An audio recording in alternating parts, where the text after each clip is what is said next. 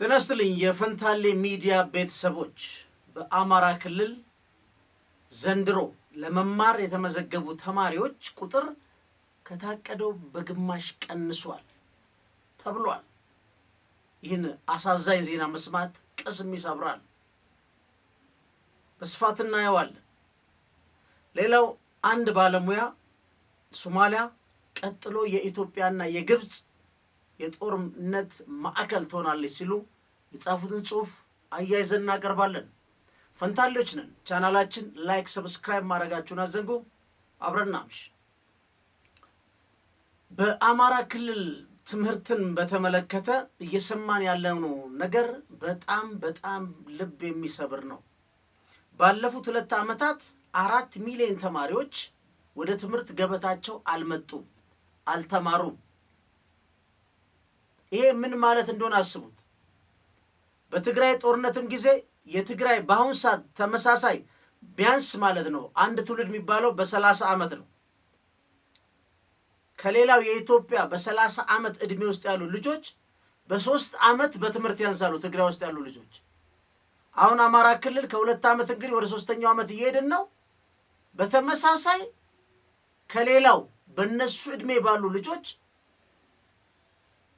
ቅድም እንዳልኳችሁ አንድ ትውልድ ከ30 ዓመት ነው። በዚህ ውስጥ 4 ሚሊዮን የሚሆኑ ልጆች 2 ዓመት ወደኋላ የቀሩ ናቸው ማለት ነው። እንደ ሀገር እንደ ቤተሰብ ስናስበው ኪሳራው ዛሬ አይደለም ተዘርዝሮ አያልቅም።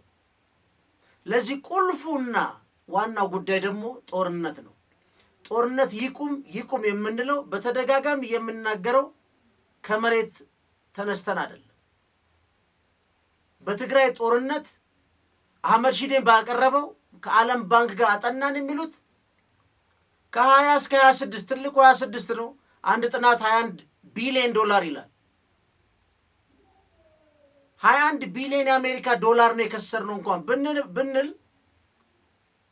አይኤምኤፍ 3.2 ቢሊዮን ዶላር ለመስጠት አስተካክሎ ያለው ማክሮ ኢኮኖሚ ምን ያህል የዋጋ ግሽበት የኑሮ መድቀቅ ማምጣቱ ብቻ አይደለም። በዓለም ላይ ቢያንስ አብዛኛውን ሰው ጦርነት አያስፈልግም ብለው ተናግሮ አልሰማ ባሉ የኢትዮጵያ ፖለቲካ ልሂቃን መነሻ 26 ቢሊዮን ዶላር አገር ከስሮ 3.2 ቢሊዮን ዶላር ከአይኤምኤፍ ለመውሰድ 1000 ክራይቴሪያ እንድናሟላ የተገደድን ሀገርና ህዝቦች ነን። ይሄ የማይቆጨው ካለ ሌላ አጀንዳ ነው። እዚህ ላይ አሁን የአማራ ክልል የትምህርት ቢሮ በዘንድሮ የትምህርት ዘመን ነው 7.4 ሚሊዮን በላይ ተማሪዎችን ለማስተማር ማቀዱን አሳውቆ ነበር። ቢሮ እንደሚለው ዘንድሮ ሊያስተምር ያቀደው ባለፉት 2 ዓመታት ትምህርት ያቋረጡትን ጨምሮ ነው። የዓመቱ ትምህርት ትናንት በክልሉ ሲጀመር ግን የተመዘገቡት ተማሪዎች ቁጥር 3 ሚሊዮን አካባቢ ናቸው። በእርግጥ ምዝገባ ያልጀመሩ ትምህርት ቤቶች አሉ ነው የሚለው። በክልሉ ባለው የጸጥታ ችግር ምክንያት ባለፉት 2 ዓመታት ከ4 ሚሊዮን በላይ ተማሪዎች ትምህርት አቋርጠዋል። በአማራ ክልል ያለው የሰላም መደፍረስ የክልሉን ኢኮኖሚ፣ ማህበራዊና ሰብአዊ ሁኔታዎችን በእጅጉ አዛብቶታል። በተለይ በትምህርት ዘርፍ ያስከተለው ቀውስ ከፍ ያለ ነው። በምክትል ርዕሰ መስተዳድር ማዕረግ የማህበራዊ ዘርፍ አስተባባሪና የአማራ ክልል ትምህርት ቢሮ ኃላፊ ዶክተር ሙሉነሽ ደሴ በቅርቡ በሰጡት ጋዜጣዊ መግለጫ ባለፉት 2 ዓመታት በሚሊዮን የሚቆጠሩ ተማሪዎች ከትምህርት ውጪ ሆነዋል። አሁንም ደጋግመን እናገራለን፣ ጦርነት ይቁም። በሰጥቶ መቀበል ለመጨረስ መሞከር፣ መነጋገር ይቻላል። አብዛኛው ሰው በአሁኑ ሰዓት ተጨንቆ ነው ያለው። 4 ሚሊዮን ልጆች ትምህርት ቤት አይሄዱም ማለት ለምሳሌ በሰለጠነው ዓለም ይሄ በቃ በጣም በምን አይነት ሞተ ሊዘግቡት እንደሚችሉ እንኳን መገመት አይቻልም። ግን በእነዚህ ልጆች እጣ ፋንታ ምንም አይነት አሁን ባለው ተጨባጭ የፖለቲካ ግጭት ውስጥ ምንም ሰው የሌላቸው ልጆች ሀገሪቷ ውስጥ ባሉ የፖለቲካ ልሂቃን መተጋገል ከሌሎች የዕድሜ አቻቸው ጋር 2 ዓመት ወደኋላ ዕድሜያቸው እንዲባክን ሲደረግ በጣም በጣም የሚያቃጥል ነው። አለመታደል ይላል ይሄ ነው። ዶክተር ሙሉነሽ ምን ይላሉ? በ2016 ካቀድነው 6.2 ሚሊዮን ተማሪ ለማስተማር አቅደን 2.5 ሚሊዮን የሚሆኑት ወደ ትምህርት ቤት አልመጡም።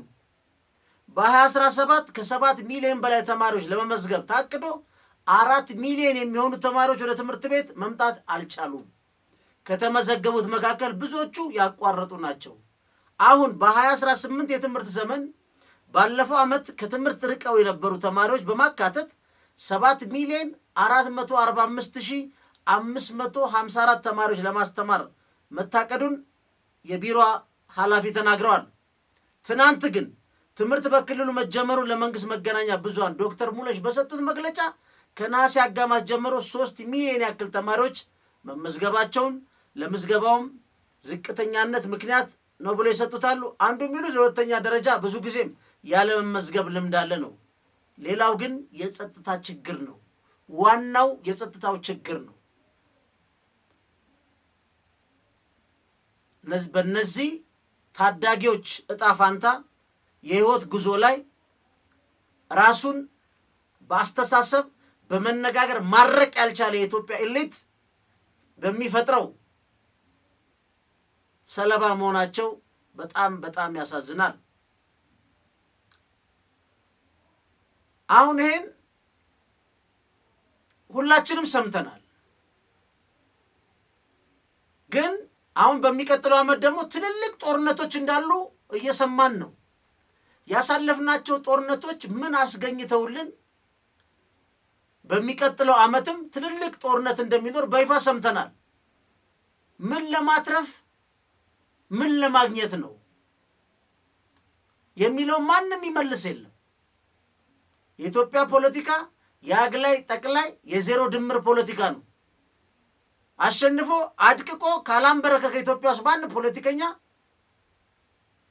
በንግግርና ሰጥቶ መቀበል እምነት ላይ የቆሙ በጣም ኦልሞስት የሉም ማለት ነው የሚቻል። ይሄ አካሄድ ግን ዛሬ ልጆቻችን ነው ከትምህርት ቤት ያስቀረው። ዛሬ የሀገሪቷን ቁስ ነው የበላው። ግን በተፋጠነ ሁኔታ መቀልበስ ካልተቻለ ግን እንዳጠቃላይ አገር ልናጣ እንችላለን። አሁን አንዳንዱ እንደዚህ ስትለው እኔ በጣም ይገርመኛል። ኢቨን በሚዲያም ኤሪያ ላይ ያለ አንዳንድ ሰዎች ምንም እንደማይመጣ የትም አይደርሱም፣ ዋጋቸውን ያገኛሉ፣ አማራጭ የላቸውም፣ እጃቸውን ወደ ላይ ሰጥተው መግባት አለባቸው የሚባሉ ነገሮች አሉ።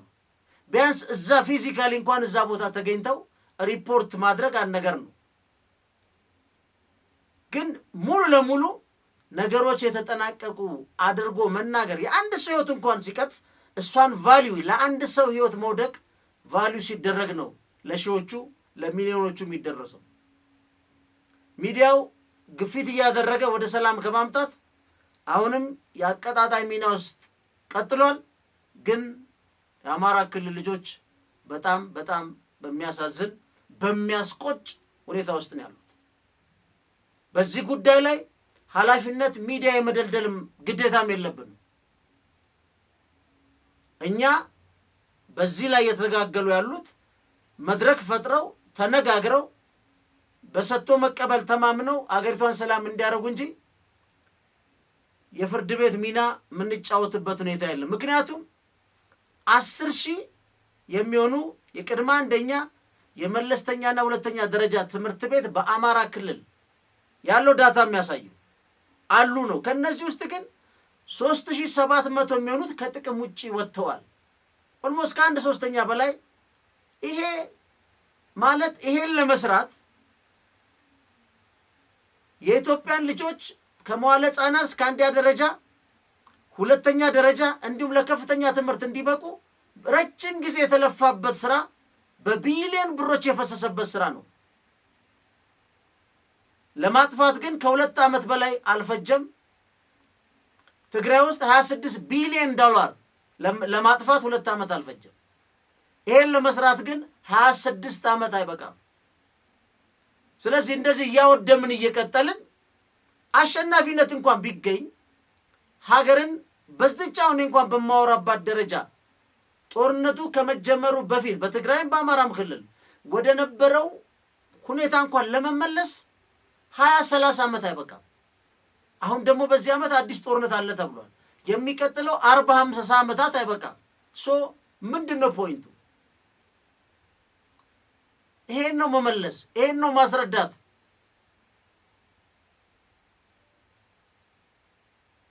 በጦርነት የሚገኝ ጉዳይ ካለ ካሁን በኋላ ኢቭን የፈለገ ቡድን አሸናፊ ቢሆን ኢትዮጵያን ወደ ነበረችበት ከጦርነት በፊት ከነበርንበት ለመመለስ ከባድ ስራ ነው የሚጠብቀው። እሱም ከተሳካ እሱም ዓለም ካበደረ ለምን የመበደር አቅማችን ሳቹሬት አድርጓል። በብድር ማስተካከያ ያበደሩንን ለምነን የማርያም መንገድ ትንሽ ስጡን ብለን በዛች ማርያም መንገድ ላይ ከአይኤምኤፍ የተቀበልናት ዶላር ነው ያለችው። ከዚህ በኋላ እኛን አበድሮ ይከፍሉኛል የሚል መንግስት ማግኘት በጣም በጣም ሩቅ ነው። እሱ ብቻ አይደለም፣ ሀብቴንም አምጥቼ ኢትዮጵያ ውስጥ አፍስሼ በፎሬን ዳይሬክት ኢንቨስትመንት የበለጠ አተርፋለሁ እዘግናለሁ የሚልም ለማግኘት በጣም ሩቅ ነው የሚሆነው። ማንም ሞኝ አይደለም። ጦርነት ባለበት ሰላም በጠፋበት አካባቢ ሀብቱን ይዞ የሚመጣ ማንም ሰው የለም። ይሄ ግልጽ ነው። ተራ የኢንቨስትመንት ኤቢሲ ነው። ዲናያል ችግር የለውም። ሟርተኛ መባልም ችግር የለውም። ግራውንዱ ላይ ያለው ግን ስራ በዚህ መልኩ ካልሰራ ነው ከአምነን ካልፈጸምነው ግን አደገኛ ነው። ፋክቱ ያ ነው። አሁንም በዚህ ዓመት በየትኛውም አቅጣጫ ጦርነት የሚነሳ ከሆነ እንግዲህ የጦርነት መንፈስ ይወጋ ነው የምንለው። ሌላ ምን እንላለን? ቻናላችን ላይክ፣ ሰብስክራይብ ማድረጋችሁን አዘንጉ። ፈንታሌዎች ነን።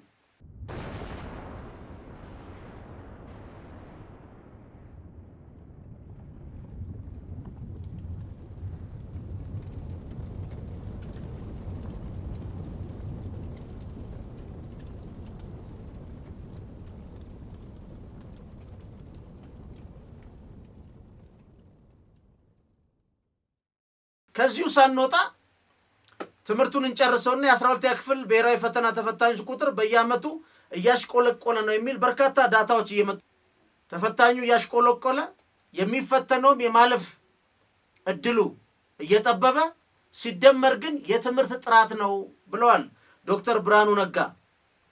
የእኛ ጥያቄ ወይም መፈተሽ አለበት ብለን የምንወስደው ከጥያቄ አወጣጦቹ ጀምሮ አንድ ነው። ዋናው ነገር ግን ዛሬ እነ ዶክተር ብርሃኑ ነጋ ስለ ትምህርት ጥራት ሲናገሩ እየሰማን ነው። ግን ከመዋለ ሕፃናት ከአንደኛ ደረጃ ከሃይ ስኩል ድረስ ሙሉ ለሙሉ ምን አይነት ስራዎች ተሰርተው በምን ያህል በዛ አትሊስት አንዴ እነ ዶክተር ብርሃኑ የትምህርት ጥራት እየጠበቅን ነው በሚሉት ሳይክል ውስጥ አንድ ትውልድ እንኳን የማሳለፍ ስትራክቸራል በሆነ ሁኔታ የሰሩት ነገር በአደባባይ ሳይነገር 12ኛ ክፍል የደረሱትን ምናልባትም አይታወቅም። ከአቨሬጅ በላይ የሆነ ተማሪ ሊመልሰው የሚችል ጥያቄ ብቻ አውጥቶ አንድ ልጅ ማሳለፍ ይቻላል። በነገራችን 48,000 አይደለም ፈተናውን አክብዶ አንድ ሰው ማሳለፍ ይቻላል። በዚህ በካሪኩለም ላይ የሰሩ ኤክስፐርቶች እንግዲህ ወጥተው እስከሚናገሩ መጠበቅ ይሻላል እንጂ ግማሽ ሚሊዮን ሰው ጥሎ ከጠበቅነው በላይ አልፈናል ማለት።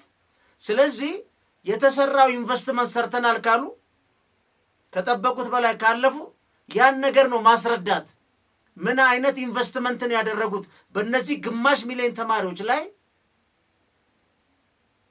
በትምህርት ጥራት፣ በአስተማሪ ጥራት፣ በትምህርት ቤት ስታንዳርዶች ላይ ይሄን ኢንቨስት አድርገን ከጠበቅነው በላይ ነው ያሉት።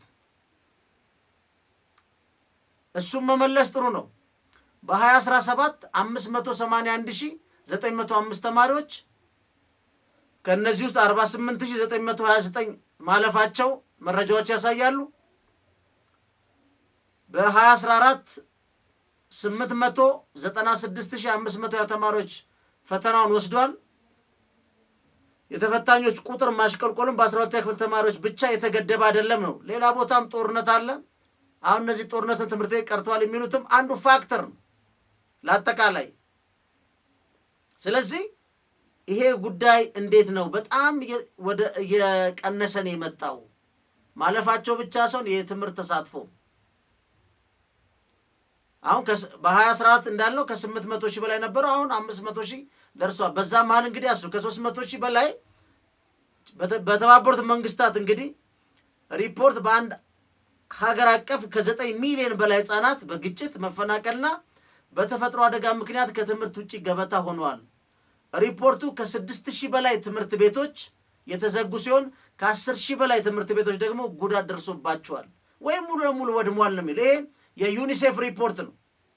በተጨማሪም በርካታ ህጻናት ከትምህርት ገበታ ውጪ የሆኑበት ክልል አማራ ክልል ሲሆን ብዛታቸውም 4.4 ሚሊዮን መሆኑን ይሄ ሪፖርት ያሳያል። በኦሮሚያ ክልል 3.2 ሚሊዮን፣ በትግራይ 1.2 ሚሊዮን ተማሪዎች ከትምህርት ገበታቸው ውጪ ሆኗል ይላል።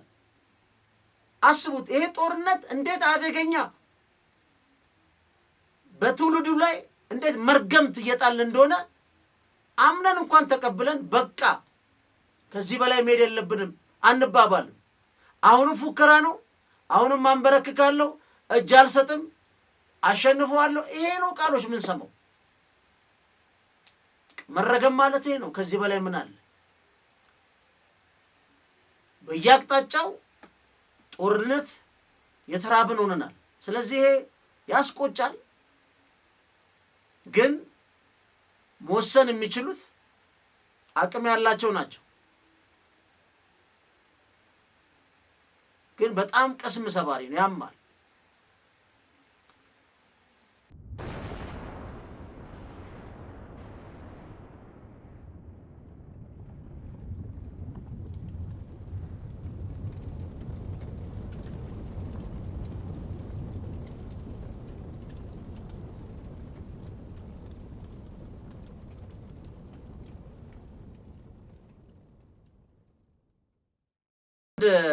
ዱባይ ለሚኖሩ ሰዎች አንድ አሪፍ ዜና አለ። ይሄ ዜና ምንድነው? የዩናይትድ አረብ ኤሚሬት ላይ አብዛኞቻችሁ እንደምታውቁት ቦቲም የሚባል ኩባንያ አለ። ከዩናይትድ አረብ ኤሚሬት ለምሳሌ በዋትስአፕ በቴሌግራም ቴክስቶች ምናምኖች ካልሆኑ መደዋወል አይቻልም። ይሄ ቦቲም የሚባለው ነው የነሱ ዋናው የዩናይትድ አረብ ኤሚሬት የኢንፎርሜሽን ቴክኖሎጂ እንግዲህ ፕላትፎርም እንግዲህ 200,000 አካባቢ የሚሆኑ ኢትዮጵያውያን ነዋሪዎች አሉ እዛ። እነሱን ተጠቃሚ የሚያደርግ ከንግድ ባንክ ጋር የገንዘብ መለዋወጫ ስምምነት ፈርመው ወደ ስራ ገብተዋል። ስለዚህ ከኢትዮጵያም ወደዛ ከዛም ወደዚህ ለመላክ በንግድ ባንክ ማስተላለፍ እንደሚቻል ዛሬ ተገልጿል። ኮሜርሻል ባንክ ይህን ስምምነት ፈጽሟል። ስለዚህ በዩናይትድ አረብ ኤሚሬት የሚገኘው ፊንቴክ ቴክኖሎጂ ፕላትፎርሙ ቦቲም የሚባለው ከኢትዮጵያ ኮሜርሻል ባንክ ጋር ተፈራርመው ወደ ስራ ገብተዋል ማለት ነው። ይሄኛው ዲል ቦቲም እንግዲህ እስከ 8.5 ሚሊዮን የዩኤኢ ተጠቃሚዎች በቀጥታ ወደ ኢትዮጵያ ባንክ ሞባይል ወይ ካሽ መላክ ይችላሉ። እንግዲህ ወደ 2000 ብራንች ነው ያለው። በዛ ብራንች ማስተላለፍ ይችላሉ ማለት ነው።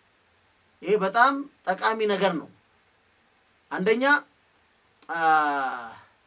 ፓርትነርሺፕ የተመሰረተው የሚላል እንግዲህ የኢትዮጵያ ኮሜርሻል ባንክ በዘንድሮ ዓመት 5.1 ቢሊዮን ዶላር ከሬሚታንስ ከውጭ ገቢ በማግኘቱ ነው እንግዲህ እንደዚህ አይነት ፋይናንሻል ትራንዛክሽኖችን መክፈል የቻለው ነው የሚለው። እንግዲህ ባለፉት 9 ወራት ነው የሚለው።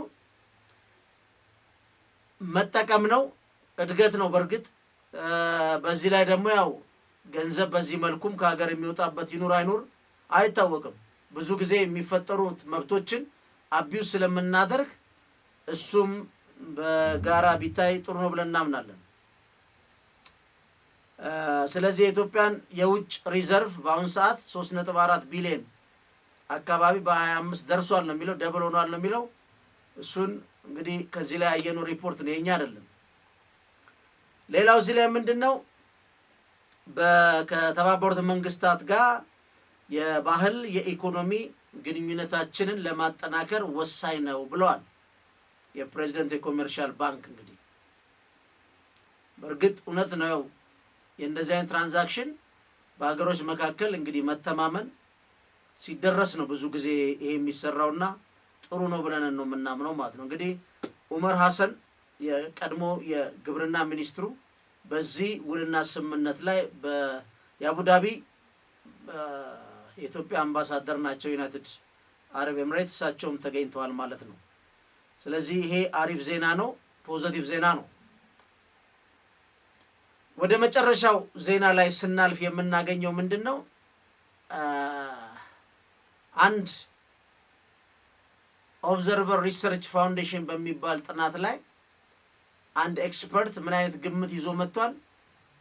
በስፋትኛም ሰርተናል። በእርግጥ በሚቀጥለው ሶማሊያ የግብጽና የኢትዮጵያ የግጭት ቦታ ትሆናለች፣ ባትል ግራውንድ ትሆናለች። እሱ ብቻ አይደለም፣ እዛ ያለው ኢስላሚክ ስቴት ኦፍ ኢራክ እንደ ሲሪያው አይኤስአይኤስ ከአልሸባብ ጋር እንግዲህ የፈጠሩት ጥምረት አለ። አሁን የዚህ ሰውዬን ላቀርብ የፈለኩት ምንድነው አንድ በጣም ኢምፖርታንት ነጥብ ያመጣው ምንድነው the intensification of external involvement in Somalia internal affairs potential transforming localized conflict into regional proxy confrontation ይላል።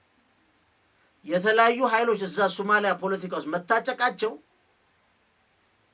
የሶማሊያን ውስጣዊ ፖለቲካ ከመረበሹ በላይ ከሶማሊያ ውስጣዊ ፖለቲካ የሚነሱ ፕሮክሲ ዋሮች እዛ ያለውን ቀጠና ሊያተራምስ ይችላል። ይሄ በጣም ኢምፖርታንት ነው። የሚገርመው 20 ሺህ የግብጽ ጦር ነው ይገሰፍራል የተባለው። የግብጽ ከተሰጣት የአፍሪካ ህብረት ኮታ በላይ ባይላተራል የሆነ ወታደራዊ ስምምነት በመፈረማቸው ወደ ግብጽ ይገባሉ። ወደ ሶማሊያ ይመጣሉ እነዚህ ወታደሮች። ከሁሉ በላይ እዚህ ሰውዬ የሚለው የሚሰፍሩበት ቦታ እጅግ አደገኛ ነው ይላል። እዚሁ ካርታው ላይ እንደምታዩት ጌዲዮ፣ ሂራን ኤንድ ሎር ሸበሌ አካባቢ ነው የሚያሰፍሯቸው ግብጾችን ሶማሌዎቹ ማስፈር ይፈልጉት። ያ ደግሞ ኦልሬዲ የኢትዮጵያም ሰራዊት አለ። የኢትዮጵያ ሰራዊትም ጥሩ ግንኙነት አላቸው ከሚባሉት የፌደራል ስቴቶች ስር ነው እያመጧቸው ያሉት። እዚህ ላይ ልብ ማለት ያለብን ምክንያቱም ኢትዮጵያ ጥሩ ግንኙነት አላት የሚባሉት ሳውዘርኑ ላይና ከጁባላንድ ጋር ከነዚህ ሁለት ፌደራል ስቴቶች ጋር ኢትዮጵያ በጣም ጥሩ ግንኙነት ይባላል። እዛ አካባቢ በማስፈር ግጭቶችን ፈጥረው ከህዳሴ ግድብ ጋር በተገናኘ ባለው ውጥረት ሶማሊያ የጦር ሰፈር ትሆናለች ነው የሚለው። ጦር ሰፈር መሆኗ ብቻ አይደለም፣ ከዛ የሚመነጨው የቀጠናው አጠቃላይ ጦርነት ላይ ሊገለበጥ ይችላል ብሏል። እና ይሄ በጣም እውነት ነው፣ አሳሳቢ ነው። ባለፈም ጌዲዮ ላይ ውጡ አትውጡ የሚባል 24 ሰዓት ሰጥቻለሁ፣ እቀበላለሁ አልቀበልም የሉዓላዊነት ጥያቄ ነው ሲል የሶማሌ መንግስት ሰምተናል። ኢቭን ህዳሴ ግድብ ላይ ያለን መረዳት በእኛ በጠቅላይ ሚኒስትር አብይ the greatest achievement in history of the black race ብለዋል። ግብጾቹ ግን ኤግዚስቴንሻል ትሬት ብለው ነው የሚያምኑት። በዚህ ሁለት በተቃርኖ ውስጥ ያሉ ትርክቶች ውስጥ ውክልና ያላቸው ወታደራዊ ኃይል አሰላለፍ እዛ መገኘታቸው የበለጠ ችግር ሊያመጣ ይችላል ብሏል። በተለይ ከሶማሊያ መንግስት ጋር መንግስት ጥሩ ግንኙነት ካለው እስከ 20 ሺህ የግብጽ ጦር ሶማሌ ውስጥ ምን ይሰራል? እሱ ብቻ አይደለም፣ ግብጽ የኢትዮጵያ ጦር ሰራዊት የግብፅን እንቅስቃሴ በደንብ ሞኒተር ካላደረገ ካልተጠነቀቀ ግብፅ አይኤስአይኤስ እና አልሸባብን በማስታጠቅ የኢትዮጵያ 1000 ምናምን ኪሎ ሜትር የሚሆነው ግዛታችን ላይ አደገኛ ኃይሎች እንዲፈጠሩና በእነዚህ የሚፈጠሩ ኃይሎች የኢትዮጵያ ውስጣዊ ፖለቲካ ወደ አለመረጋጋት ያ የአለመረጋጋት ውስጥ ፖለቲካው ላይ ደረሰ ማለት ልማት በተፈለገው ሁኔታ መስራት አንችልም። ስለዚህ የግብፅ እንቅስቃሴን በትክክል ሞኒተር የሚያደርግ ጠንካራ ወታደራዊ ኃይል ካልተዘጋጀ የዚህ ሰውዬ ትንበያ የማይሳካበት ሁኔታ የለም። ልክም ነው። ወደ ቀጠናው ነው የምትቀይረው። አደገኛ ፖለቲካል ኢስላም እንዲዋለድና የሲቪል አስተዳደሮችን በከፍተኛ ሃይማኖታዊ በሆኑ ሁኔታዎች እንዲቀየሩ በማድረግ ግብፅ ይህን ጨዋታ አትጫወትም ብሎ መዘናጋት በጣም ከባድ ነው። ምክንያቱም በቀደም ምልክት አይተናል። ስለዚህ ሙሉ ትልቅ ጽሑፍ ነው፣ አንብቡት። ግን ከዚህ ላይ ያነሳሁት ከሰውየው ነጥብ ነው። የታጨቀ የውጭ ኃይል ሶማሊያ ውስጥ በተለያየ ኢንተረስት ተወጥሮ የቀጠናው ፕሮክሲ ዋር ይፈጥራል። ስለዚህ ይህን መጠንቀቅ ያስፈልጋል ብሏል። ይህን ኮንሲደር እንድናደርገው ነው ይህን ፖይንት ያመጣሁት። የዛሬ ዝግጅታችን ይህን ይመስላል። ቻናላችን ላይክ፣ ሰብስክራይብ ማድረጋችሁን አዘንጉ። ፈንታሌዎች ነበር። ሰላም ደሩ።